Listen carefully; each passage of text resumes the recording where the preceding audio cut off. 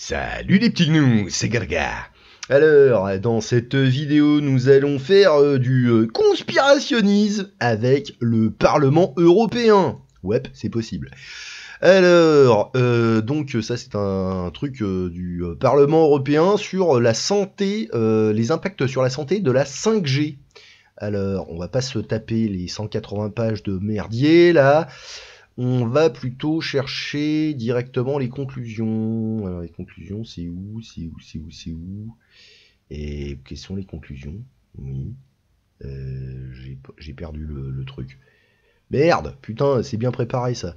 Liste of figures, bidule. Ah, conclusion 150. Ok, 150. Hop là, hop là. Ah oui, non, c'est 128 là, donc ça correspond.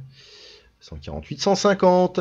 Conclusion, alors, sur les télécommunications, fréquence FR1 de 450 MHz à 6000 MHz et FR2 de 24 à 100 GHz. Alors, juste parce que je savais pas ce que c'était, j'ai farfouillé. Et donc, FR1 et FR2, c'est les fréquences de la 5G. Donc, FR1, apparemment, si j'ai bien compris, c'est vraiment la 5G. Et FR2, c'est ce qui remplace la 3 et la 4G. Dans le système 5G. Bon, j'ai pas tout compris, mais j'ai regardé ça en traviole. Bon, bah bref. En tout cas, c'est les fréquences utilisées par la 5G. Donc, sur les télécommunications FR1, donc qui vont de 450 MHz à 6000 MHz, le cancer chez les humains. Il y a des preuves limitées de la cancérigénosité, je ne sais pas si ça se dit comme ça, mais bon, admettons, sur les humains des radiations de radiofréquence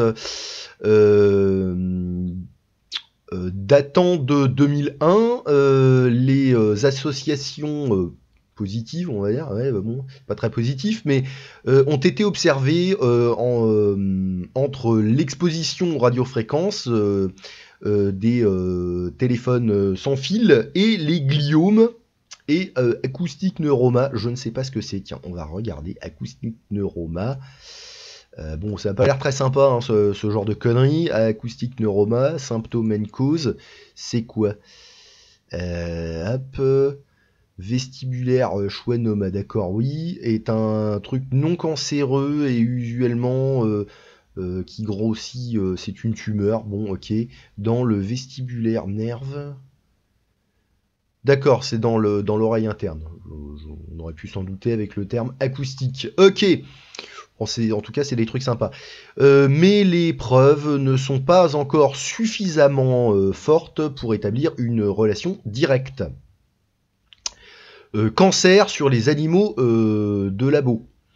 Il y a suffisamment de preuves sur les tests expérimentaux sur les animaux de la cancérigénicité des radiofréquences. Donc voilà, sur les animaux, on est sûr. Sur les humains, pas tout à fait. Mais bon, logiquement, on est des mammifères, donc quand ça fonctionne sur le rat, généralement ça fonctionne sur nous aussi. Effet sur les humains, sur le système reproductif et le développement des humains. Il y a suffisamment de preuves d'effets indésirables sur la fertilité des hommes. Il y a des preuves limitées d'effets indésirables sur la fertilité des femmes. Il y a des preuves limitées de problèmes de développement dans le... comment on va dire, durant la gestation des femmes et qui étaient des grosses utilisatrices de téléphones mobiles durant leur grossesse. Et oui, jouer à Candy Crush Saga pendant qu'on est en train de faire grossir un gnome, c'est pas top. Alors, effets sur les animaux de laboratoire, sur le système reproductif et le développement. Il y a suffisamment de preuves d'effets indésirables sur les mâles et les souris, sur la fertilité des mâles et des souris mâles. Il y a des preuves limitées, de preuves d'effets indésirables sur la fertilité des femelles souris. Alors là, je vois pas les rats, donc peut-être qu'ils ont fait ça que c'est je sais pas. Il y a des preuves limitées d'effets indésirables sur le développement intra-utérin des souris et des rats durant la vie embryonnaire.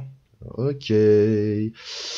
Télécommunication fréquence FR24 à 100 GHz, FR2. Donc, cancer sur les humains, il n'y a pas de data suffisante pour avoir une évaluation. Cancer sur les machins, il n'y a pas de data, pas de data. Ok. Évaluation générale. Sur le cancer, FR1, donc 450 sur machin. La synthèse de ce que nous avons pu observer pour analyser, enfin, ce que, bon, bref, sur les analyses disponibles dans la littérature scientifique, que ce soit sur les humains ou les animaux, nous pouvons dire que RF, MEF, enfin FR, bon bref, les fréquences de mes2, l'exposition aux fréquences de mes2 cause probablement le cancer, et en particulier des gliomes et des neuromas acoustiques sur les humains. Donc 24 à 100 GHz, il n'y a pas de studie. Système reproductif bidule. Donc ces fréquences affectent clairement la fertilité des mâles. Ces fréquences possiblement affectent la fertilité des femelles et ont possiblement des effets indésirables sur les développements des embryons, des fœtus et des nouveau-nés. Voilà, donc ne filez pas un smartphone à un gamin. C'est pas une bonne idée. Déjà, ça rend con parce que ça... Voilà, ça les formate dans un délire. Hein. Tous les gros boss de la Silicon Valley et tout ça, là, leurs gamins, ils sont interdits de smartphones et de conneries comme ça. Ils sont à l'ancienne, au crayon et au papier. Ils savent un petit peu que c'est pas terrible pour le développement intellectuel, et en plus, bon bah s'il y a des problèmes éventuels avec les fréquences radio que ça émet, bah c'est encore moins bien. Mais par contre, les mecs qui veulent se cuire les boules, là, au lieu de vous les rentrer dans le fion ou je sais pas trop quoi là pour vous stériliser, bah, vous prenez un smartphone, vous allumez tout à donf, hein, le Wi-Fi, la 5G, le Bluetooth, vous le foutez dans le slip et hein, ça sera certainement moins douloureux que vous les enfoncez dans le fion. Ou je ne sais pas où, là, j'ai vu ça chez Psychodélique, ça m'a beaucoup fait rire. Voilà, bon, sur ces belles paroles, que dire de mieux? Bah, rien de plus, hein, donc, hein, les conspis avaient raison pour de mauvaises raisons, donc est-ce qu'ils avaient tort ou est-ce qu'ils avaient raison à l'arrivée? On ne sait pas, je ne me prononcerai pas, mais c'est rigolo quand même. Allez, bisous les technos, à plus dans le bus, ciao.